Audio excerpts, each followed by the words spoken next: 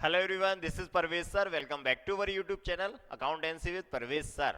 तो आज class 12 commerce के लिए जो हमारी क्लास है वो है ऑब्जेक्टिव टाइप क्वेश्चन की क्लास।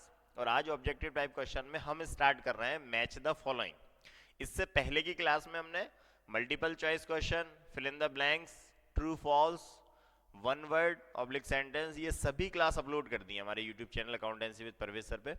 वहाँ प्लेलिस्ट है क्लास 12 कॉमर्स के लिए ऑब्जेक्टिव टाइप क्वेश्चन की, वहाँ आपको ये सभी क्लासेस मिल जाएंगी पार्ट बाय पार्ट। ठीक, आज से स्टार्ट हो रहा है हमारा मैच द फॉलोइंग। आज से ही फर्स्ट क्लास है मैच द फॉलोइंग की। तो किस तरह से क्वेश्चन आते हैं ये मैं आपको बताऊंगा और समझाने की कोशिश करूंगा कि कंसेप्ट क्या है। तो जल्दी से जुड़ जाइए आप और प्लीज जल्दी सब्सक्राइब कर लीजिए हमारे YouTube channel accountancy with Parvez sir. चलिए करते हैं स्टार्ट। तो मैच द फॉलोइंग, आपको मैच द फॉलोइंग के क्वेश्चन आएगा एग्जाम में।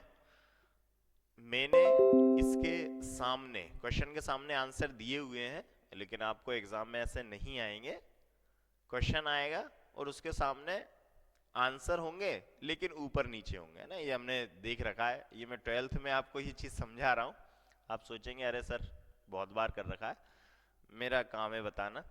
तो अब आपको चूज करना रहता है कि आंसर, करेक्ट आंसर कौन सा है इसमें। ठीक है, तो मैच द फॉलोइंग में हमें क्या चीज सीखना है, कंसेप्ट समझ लें तो उसके सामने आंसर हमें समझ में आ जाएगा कंसेप्ट क्या है।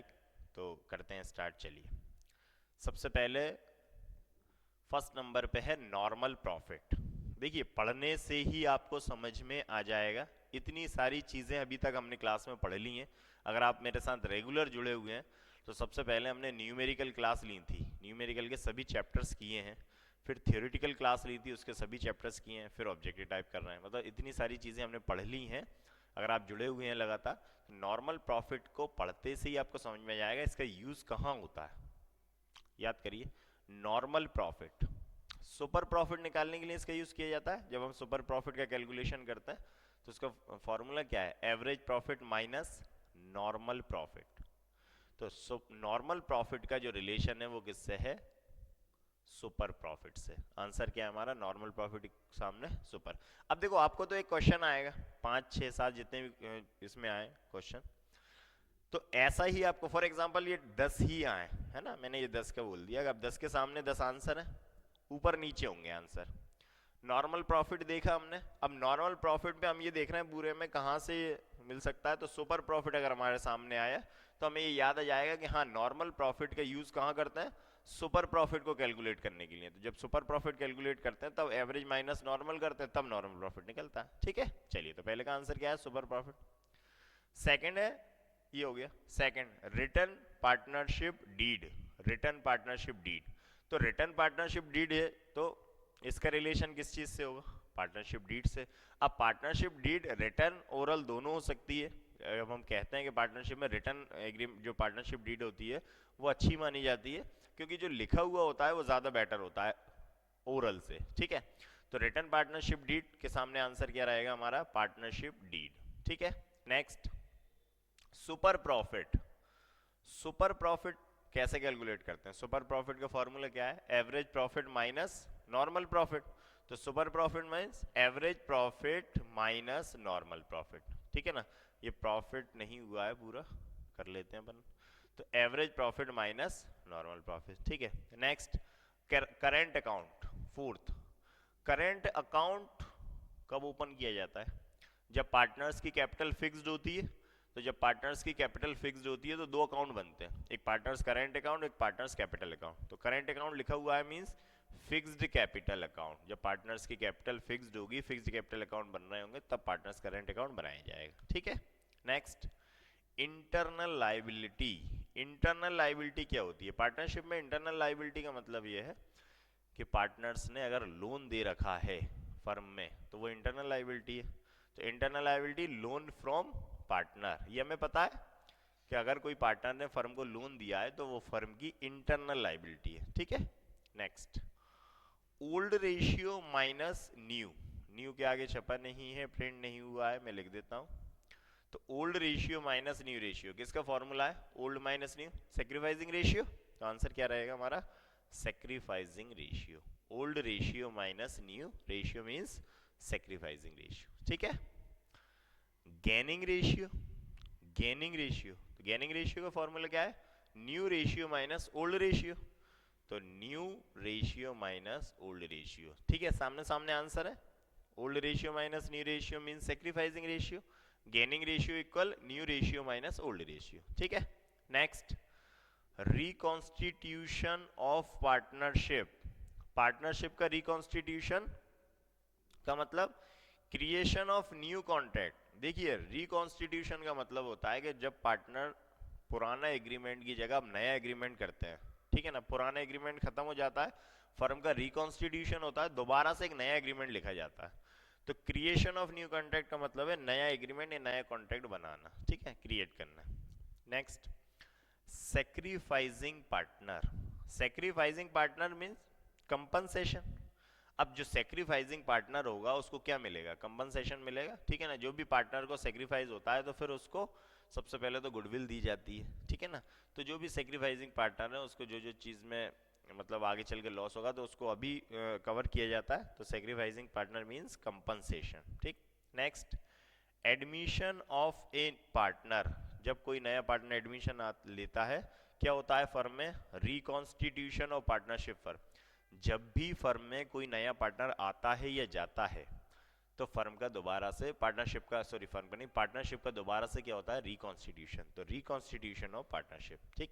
इसको नोट कर लीजिए आप, इसके आंसर सामने ही आंसर दिए हुए हैं, है ना, तो इसको आप स्क्रीनशॉट ले लें या नोट कर लें। चलिए आगे बढ़ते हैं। 11, आज की क्लास में मैंने टोटल 30 क्वेश्चन लिए हैं इसके, ठीक है ना। चलिए next, 11, sacrificing ratio is equal to, sacrificing ratio जो है वो किसके इक्वल होता है, सेक्रीफाइसिंग रेशियो, तो सेक्रीफाइसिंग रेशियो किसके इक्वल होता है, गेनिंग रेशियो के। जितना एक पार्टनर को सेक्रीफाइस होगा उतना ही दूसरे पार्टनर को गेन होगा, मीन्स अगर दो पार्टनर है तो एक पार्टनर को अगर सेक्रीफाइस है तो दूसरे पार्टनर क्या होगा, गेन, तो sacrificing ratio is equal to gaining ratio, ठीक। Next, AS26 is related to, AS26 जो है वो किससे रिलेटेड है, गुडविल से, तो गुडविल, ठीक है ना, AS26 रिलेटेड है गुडविल से, ठीक। Next 13, revaluation account, revaluation account किस चीज के लिए बनता है, change in the value of asset and liabilities. देखिए जब भी एसेट्स और लाइबिलिटी की वैल्यू चेंज होती है तो दोबारा से क्या होता है, रिवैल्यूएशन होता है। रिवैल्यूएशन अकाउंट में क्या होता है, कब बनता है ये, जब भी कोई नया पार्टनर फर्म में आता है, जब भी कोई नया पार्टनर फर्म में एडमिशन लेता है तो उसके आने के टाइम में दोबारा से एसेट्स और लाइबिलिटी का रिवैल्यूएशन किया जाता है जिससे कि उसकी एक्चुअल वैल्यू पता चल जाए हमें, उसके लिए हम बनाते हैं रिवैल्यूएशन अकाउंट, ठीक।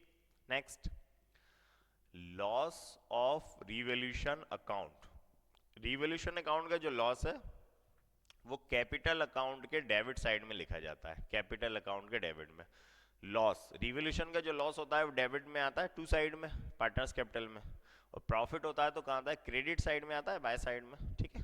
चलिए, at the time of admission of new partner, जब कोई नया पार्टनर फर्म में एडमिशन होता है तो क्या होता है, reconstitution of the firm, firm का दोबारा से रिकॉन्स्टिट्यूशन होता है, जो पहला जो एग्रीमेंट होता है वो खत्म हो जाता है और उसकी जगह पे एक नया एग्रीमेंट बनता है, तो दोबारा से फर्म का रिकॉन्स्टिट्यूशन होता है, ठीक। New ratio, new profit ratio minus old profit ratio, new ratio minus old ratio वही गेनिंग रेशियो, ठीक है ना। In absence of sufficient cash the share, in absence of sufficient cash, जैसे ये आ गया हमारा कहाँ पर, रिटायरमेंट में आ गया या डेथ ऑफ पार्टनर में आ गया, कि अगर कैश कम है, कैश की कमी है, कैश अवेलेबल नहीं है, तो वो पैसा कहाँ ट्रांसफर कर देते हैं, जो रिटायरिंग पार्टनर या डेथ ऑफ पार्टनर है उसके लीगल एग्जीक्यूटर को वो पैसा उसके लोन अकाउंट में, लोन अकाउंट, ठीक। on the death of a partner his share is paid to, किसी पार्टनर की डेथ पर उसका जो शेयर होता है वो किसको दिया जाता है, उसके लीगल हायर या एग्जीक्यूटर को, तो आंसर है लीगल हायर्स, ठीक है ना। Next, post amount of reserve, post amount of reserve, executor of deceased partner, post amount of reserve, बाद का जो पेमेंट होता है रिजर्व का वो किसको दिया जाएगा, एग्जीक्यूटर, डिसीज्ड पार्टनर मतलब जिसकी डेथ हुई है उसके एग्जीक्यूटर को।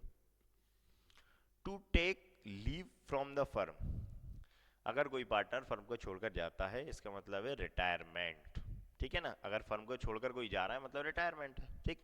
इसके आंसर आप नोट कर लीजिए या इसके स्क्रीनशॉट ले लीजिए। चलिए आगे बढ़ते हैं।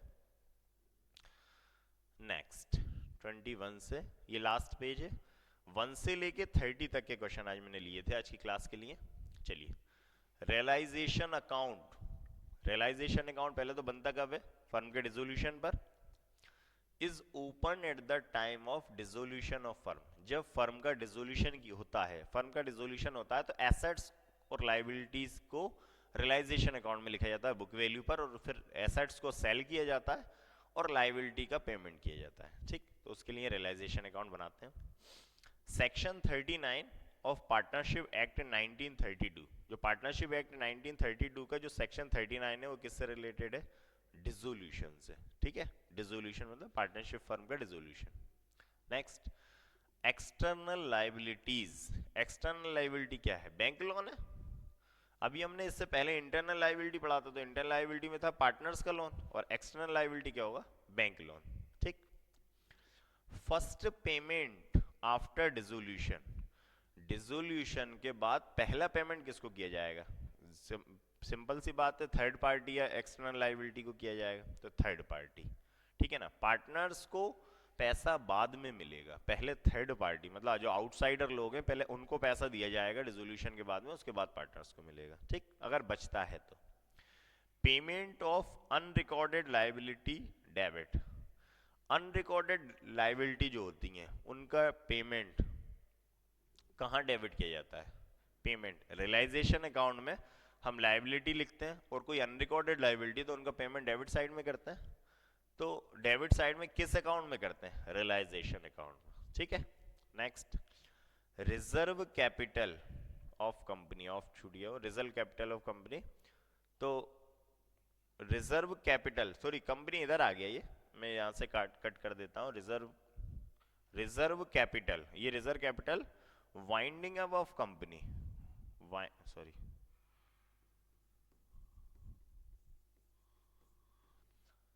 रिजर्व कैपिटल, रिजर्व कैपिटल कब के लिए लिखी जाती है, देखिए शेयर होल्डर से इंस्टॉलमेंट में पैसा लिया जाता है, लेकिन कुछ जो लास्ट का कॉल रहता है वो रिजर्व किया जाता है कंपनी द्वारा, कि अगर कंपनी जब वाइंडिंग अप होगा, वो कंपनी को रुपयों की जरूरत पड़ेगी तो वो शेयर होल्डर से वो पैसा मंगवा लिया जाएगा, उसको बोलते हैं रिजर्व कैपिटल। तो reserve capital winding up of company, जब कंपनी का समापन होता है तब रिजर्व कैपिटल को मांग करती है कंपनी, ठीक। 12% interest is paid on, company 12% interest कब देती है, कॉल इन एडवांस पे, ये हमें पता है। कोई अगर शेयर होल्डर एडवांस में पैसा दे देता है कॉल का, तो कंपनी उस पर 12% इंटरेस्ट देती है, ठीक है। Next, share issued to promoters, promoter को शेयर क्यों इशू किए जाते हैं, गुडविल अकाउंट, ठीक है ना। प्रमोटर्स को जो शेयर दिए जाते हैं वो गुडविल के रूप में दिए जाते हैं, ठीक है। Next, share stock, share stock always fully paid up, fully paid, share stock जो होते हैं वो फुल वैल्यू पर होते हैं, फुली पेड अप होते हैं, ठीक है ना, उसमें कोई रिजर्व कैपिटल के लिए अमाउंट नहीं छोड़ा जाता। प्रेफरेंस ऑफ डिविडेंड, डिविडेंड का प्रेफरेंस किसे है, आप ही बता दीजिए, डिविडेंड पहले किसे मिलेगा, दो तरह के शेयर होल्डर होते हैं, equity share holder, preference share holder, पहले प्रेफरेंस किसे रहती है डिविडेंड में, ठीक है। अब लाइव क्लास नहीं है तो मैं पूछता आपसे, तो मैं ही बता देता हूँ, जो डिविडेंड का प्रेफरेंस है वो होता है प्रेफरेंस शेयर होल्डर को, पहले प्रेफरेंस शेयर होल्डर को डिविडेंड मिलता है और उसके बाद इक्विटी शेयर होल्डर को मिलता है, तो प्रेफरेंस शेयर, ठीक।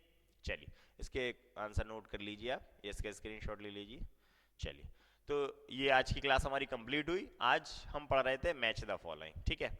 ऑब्जेक्टिव टाइप क्वेश्चन में लास्ट टॉपिक है, मैंने आपको बताया था शुरुआत में कि मैं 5 चीजें पढ़ाऊंगा इसमें, multiple choice question, true false, one word, fill in the blanks और मैच द फॉलोइंग। तो आज ये लास्ट क्लास चल रही है अभी, आज मैच द फॉलोइंग की फर्स्ट क्लास थी, ठीक है। नेक्स्ट पार्ट में फिर से मैं मिलता हूँ कुछ नए क्वेश्चंस लेके मैच द फॉलोइंग में, तब तक आप जुड़े रहिए और पढ़ते रहिए अकाउंटेंसी, और प्लीज सब्सक्राइब करना ना भूलें हमारा YouTube channel accountancy with Parvez sir. Next topic में फिर से मुलाकात होती है, तब तक के लिए thank you and good bye.